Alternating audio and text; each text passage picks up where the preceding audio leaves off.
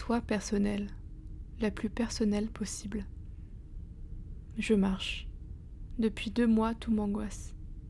Je pensais en avoir fini avec ma dépression depuis 2 ans, mais c'est comme un chewing-gum collé à la semelle. Ça couine, ça colle, ça attrape tout ce qui bouge, et c'est impossible de s'en détacher. J'attends que la chimie fasse effet, et je marche, je regarde. Je prends l'air, comme on dit. J'ai l'impression que mon cerveau va exploser. Je passe mon temps à ouvrir mon ordinateur, à ouvrir Internet, à fermer Internet, à ouvrir Premiere Pro, à fermer Premiere Pro, à sortir de ma chambre. Je me fais un café, puis je reviens dans ma chambre, je ressors de ma chambre.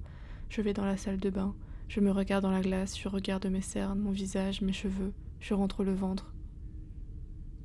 Sois personnelle, la plus personnelle possible. Je me souviens d'une prof un jour qui avait regardé mon travail et qui avait dit « C'est dommage, tout est droit, tout est bien aligné, arrangé. C'est triste. »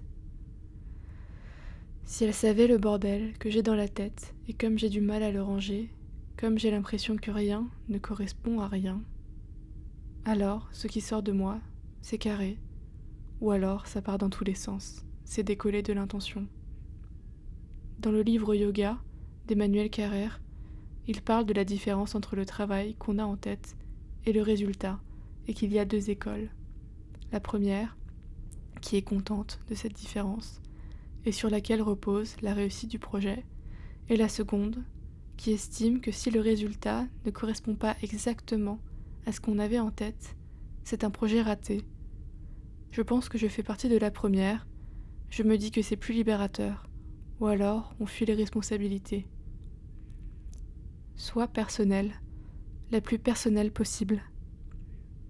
Comment ils font, les grands déprimés, pour créer, pour travailler, ne serait-ce que pour se sortir du lit le matin? Comment ils font pour se dire que ce malheur a une fin et que ça vaut le coup de construire quelque chose? Et pourquoi leur malheur vaudrait-il la peine d'être raconté? Il y a d'autres choses, plus importantes, qui vaillent la peine de se battre, autre chose que de se regarder soi-même, comme la déprime m'amène à le faire. Ça rend égocentrique la dépression. J'ai fait du bénévolat au Secours populaire la semaine dernière, et c'était bien de pouvoir m'oublier, de servir à autre chose d'autre. J'aimerais pouvoir m'oublier dans la création. Sois personnelle, la plus personnelle possible.